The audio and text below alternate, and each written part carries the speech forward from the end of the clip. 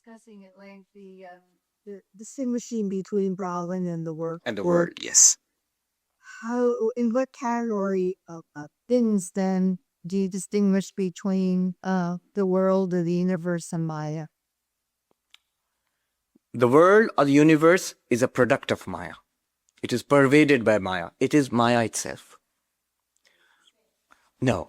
You see, what they are claiming here is, you say, if I ask you, what are you experiencing? You will say the world.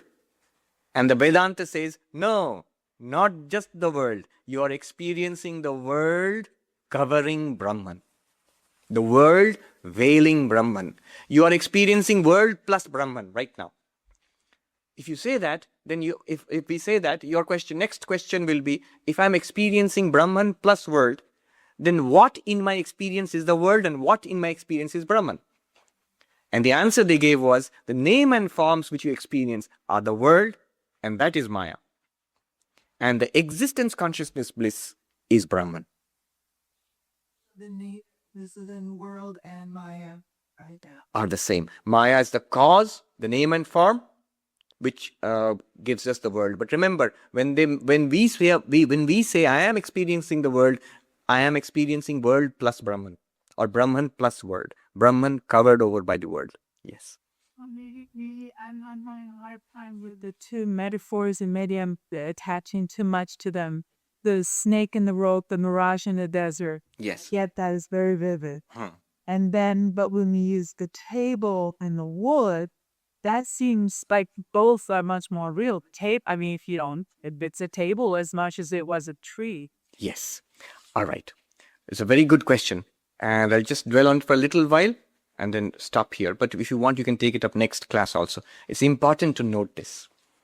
In Vedanta, because language breaks down at the point of expressing the absolute. The language is never meant to express the absolute. Language is meant to deal with the relative world. So because language breaks down, we are forced to rely on several strategies. One of them is using examples, metaphors. Now, when using examples can be very useful to teach something, but they can be very dangerous also. Because the teacher, when he is using the example, knows what he means. But the student may not. If you say that man is like a lion, you mean the man is as brave as a lion or as fierce as a lion or whatever. But the student may understand that the man sort of goes around on all fours and jumps on the unwary people. May understand that. It doesn't know what you mean.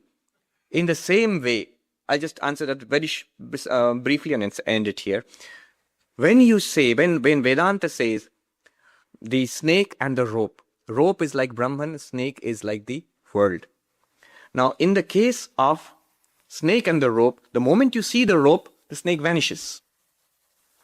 This snake has no existence at all. And in the beginning, in the middle, or in the end, it's the rope alone which exists. Nothing has happened to the rope to make it a snake. So all these things are understood from the example and correct. They apply to Brahman and the world. In the case of the table, or in what they use, the clay and pot, or here the table and the wood, what confuses us is, it seems that the table is as real as the wood.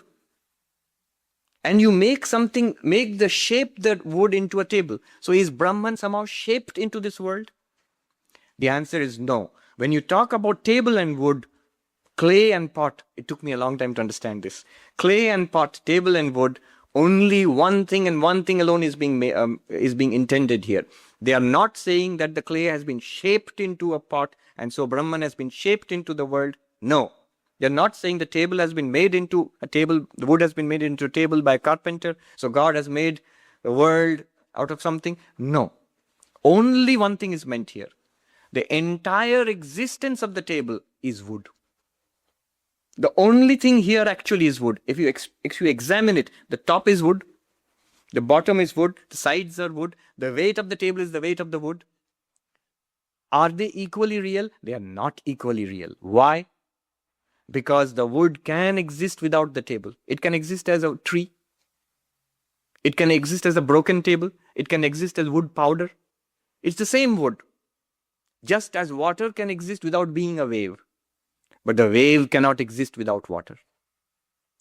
Do you get it? The wave cannot exist without water. And so the wave is not real like the water.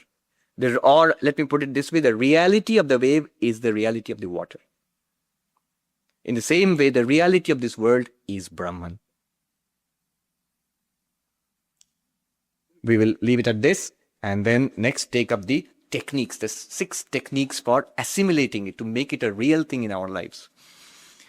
Om Shanti Shanti Shanti Hari Om Tat Sat Shri Ram Krishna Arpanamastu.